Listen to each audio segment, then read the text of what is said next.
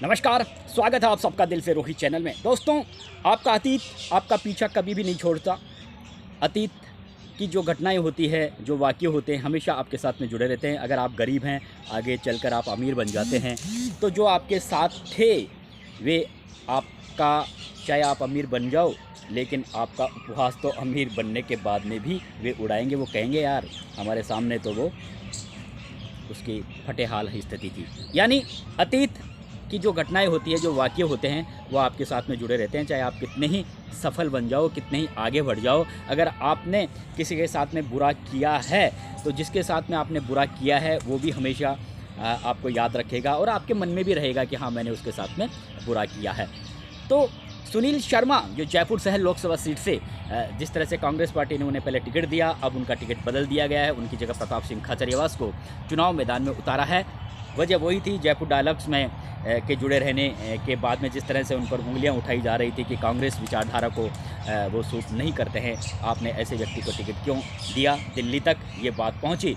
लेकिन सबसे बड़ी बात यह है कि क्या कांग्रेस पार्टी के रणनीतिकार आंख मीचकर उम्मीदवारों का अभी भी मंथन कर रहे हैं। कांग्रेस पार्टी की इतनी बुरी गत बनी हुई है, राजस्थान ही नहीं, राजस्थान में तो खैर ठीक ठाक है कांग्रेस पार्टी, लेकिन अन्य पूरे देश भर में जिस तरह से कांग्रेस पार्टी की जनाधार कमज़ोर होता जा रहा है, उसके बावजूद भी आप किस तरह से उम्मीदवारों का मंथन कर रहे हैं, ये एक सोचने वाली बात है। क्या आप नींदों में उम्मीदवारों का मंथन करते हैं? क्या आप पिछला बैकग्राउंड नहीं देखते? आपको ये नहीं लगता कि अगर हम ये कदम उठाएंगे तो उसके बाद में इस तरह की विवाद की स्थिति होगी और पार्टी की एक तरीके से फजियत होगी?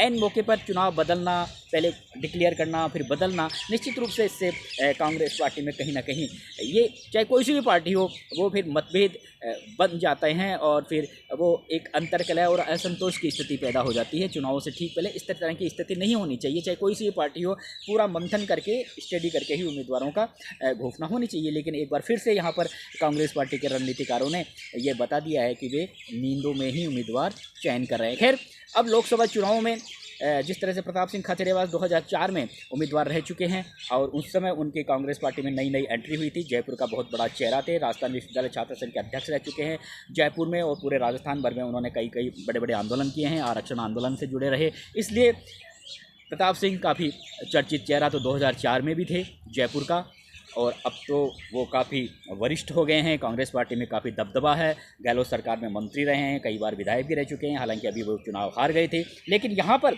सुनील शर्मा के उम्मीदवारी में जो सबसे बड़ा रोल रहा था वो रहा था जयपुर शहर के दो कांग्रेस पार्टी के विधायकों का, आदर्श नगर से रफ़ीक खान और किशन पॉल से अमीन कागजी। इन दोनों विधायकों ने चुपके से जो खेल खेला सुनील शर्मा की नियुक्ति में, वो यहाँ के स्थानीय कांग्रेस पार्टी के जो नेता दावेदारी कर रहे थे उन्हें भी पता नहीं चला। राजनीतिक हलकों में चर्चा है कि रफ़ीक खान और अमीन कागजी में भी कभी कभी आपस में नहीं बनती है, लेकिन अभी फ़िलहाल दोनों के बीच में बहुत बेटर तालमेल बना हुआ है। और अब तो कांग्रेस पार्टी के नेताओं में इस तरह की स्थिति बन गई है, अभी भी, हालांकि वो कई सालों से इस तरह की स्थिति बनी हुई है कि जयपुर शहर के कांग्रेस पार्टी के नेता एकजुट कभी रहे ही नहीं। हालांकि 2018 की विधानसभा चुनाव में प्रताप सिंह खाचरियावास जयपुर शहर जिला कांग्रेस पार्टी के अध्यक्ष थे, उस समय हम जरूर शहर कांग्रेस के पार्टी के तमाम नेताओं को एक मंच पर देखते थे। खाचरियावास ने कहीं ना कहीं सफलता भी हासिल कर ली थी सभी पार्टी के नेताओं को एक मंच पर लाने की, और उसी का बदौलत 2018 के विधानसभा चुनाव में कांग्रेस पार्टी को अच्छी जीत भी मिली थी। लेकिन स्थितियां अभी भी वैसी ही है, खींच चमटान की स्थिति बनी हुई है। और अब लगातार जिस तरह से रफ़ीक खान 2 बार विधायक चुने गए हैं, अमीन कागजी 2 बार विधायक चुने गए हैं, तो अब ये दोनों नेता भी जयपुर शहर कांग्रेस पार्टी में खुद की जो वर्चस्व है और जो खुद की राजनीतिक हैसियत है उसका वे डंका पुजाने का प्रयास कर रहे हैं। और जाहिर सी बात है, अगर दोनों लगातार 2 बार विधायक चुने गए हैं, बाकी सीटों पर भाजपा के कांग्रेस के कैंडिडेटों को हार का सामना करना पड़ा है, तो निश्चित रूप से उनकी कांग्रेस पार्टी में प्रतिष्ठा तो बढ़ी है। और ये भी सब जाहिर बात है कि आदर्श नगर में भी मुस्लिम मतदाताओं की संख्या भले ही ज़्यादा हो, किशन पॉल में भी मुस्लिम मतदाताओं की संख्या भले ही ज़्यादा हो, लेकिन इन दोनों क्षेत्रों में ऐसा नहीं है कि मुस्लिम मतदाताओं के आधार पर ही वो चुनाव जीते हैं, अन्य जाति और बिरादरी के लोगों के वोट भी उन्हें मिले हैं। इसलिए सुनील शर्मा के बारे में जब इन दोनों नेताओं ने पार्टी हाईकमान के समक्ष दमदार तरीके से अपना पक्ष रखा, हालांकि दावेदार महेश जोशी भी थे, आर तिवारी भी थे, प्रताप सिंह खाचरियावास का भी नाम था, लेकिन इन दोनों विधायकों ने सुनील शर्मा का नाम आगे बढ़ाया और कहा कि ये ब्राह्मण बिरादरी से तो ताल्लुक़ रखते ही हैं, इसके अलावा मुस्लिम मतदाताओं का भी समर्थन हमें कहीं ना कहीं मिलेगा। आदर्श नगर में, किशनपोल में तो मिलेगा, इसके अलावा हवा महल में भी मिलेगा। और SC ST के वोटर पहले से ही कांग्रेस पार्टी से जुड़े हुए हैं ही। और अगर भाजपा में भी जिस तरह से ब्राह्मण कैंडिडेट को उतारने की बात कही जा रही है, तो इस स्थिति में अगर आप सुनील शर्मा जो एक निर्विवाद व्यक्ति हैं, अगर आप उन्हें टिकट देंगे, और कई सालों से वे टिकट की मांग भी कर रहे थे हवा महल से सुनील शर्मा, क्योंकि इनके जो बड़े भाई थे सुरेश शर्मा, वो काफ़ी लंबे समय तक यहाँ पर जयपुर शहर जिला कांग्रेस पार्टी के, अभी तो वो जिंदा नहीं है, लेकिन जयपुर शहर जिला कांग्रेस पार्टी के अध्यक्ष रह चुके थे। काफ़ी नाम है इस परिवार का भी। इसीलिए उन्होंने कहा कि अगर इस समय सबसे बेटर जो उम्मीदवार है वो सुनील शर्मा है, आप इसे टिकट दीजिए। तो इस स्थिति में चुपके से रफ़ीक खान और अमीन कागजी ने जो ये सलाह कांग्रेस हाईकमान को दी, तो कांग्रेस हाईकमान ने भी सोचा कि कहीं ना कहीं इन दोनों विधायकों की बात बिल्कुल खरी है और सुनील शर्मा कड़ी टक्कर दे सकते हैं, इसीलिए उनका नाम फाइनल किया गया। यानी सुनील शर्मा का नाम फाइनल करवाने में रफ़ीक खान और अमीन कागजी का बहुत बड़ा हाथ रहा। तो अब जिस तरह से प्रताप सिंह खाचरियावास को टिकट दिया गया है, तो प्रताप सिंह खाचरियावास के लिए रफ़ीक खान और अमीन कागजी अब कितना उनके साथ जुड़ पाएंगे, ये तो आने वाले चुनावों के नतीजे बताएंगे। मतदान का दिन किस तरह की वोटिंग होती है, उसके बाद में क्या रिजल्ट आते हैं, उसके बाद में पता चलेगा। लेकिन रफ़ीक खान और प्रताप सिंह खाचरियावास के पहले भी बहुत अच्छे राजनीतिक संबंध रहे थे, लेकिन समय समय पर राजनेताओं में भी अनबन कई मुद्दों पर हो जाती है। अमीन कागजी से भी प्रताप सिंह के बहुत अच्छे राजनीतिक ताल्लुकात रहे हैं, और महेश जोशी से भी अमीन कागजी के शुरू में अच्छे ताल्लुकात थे, लेकिन बाद में आप सबको पता है कि जब किशनपोल में टिकटों का बंटवारा हो रहा था पहले के चुनाव में, तो उस समय दूरियां पैदा हो गई थी। तो महेश जोशी को लेकर रफ़ीक खान और अमीन कागजी इस बार कुछ बिल्कुल भी ज़्यादा गंभीर नहीं थे। जहां तक प्रताप सिंह की बात है, प्रताप सिंह दावेदारों में ज़रूर थे, लेकिन वो अपनी ओर से किसी भी तरह का कोई प्रेशर भाजपा कांग्रेस हाईकमान पर नहीं बना रहे थे। उनके मन में यही था कि अगर पार्टी टिकट देगी तो मैं चुनाव लड़ लूँगा, और नहीं देगी तो ना सही, इसलिए वो चुप बैठे हुए थे। महेश जोशी दावेदारी ज़रूर कर रहे थे, गहलोत के काफ़ी करीबी हैं, लेकिन गहलोत RR तिवारी को, जो अभी पिछला हवा महल विधानसभा सीट से चुनाव हार चुके थे, उन्हें चुनाव लड़वाना चाह रहे थे, लेकिन टिकट नहीं मिल पाया। सचिन पायलट ने भी कहीं ना कहीं सुनील शर्मा के नाम की पैरवी की।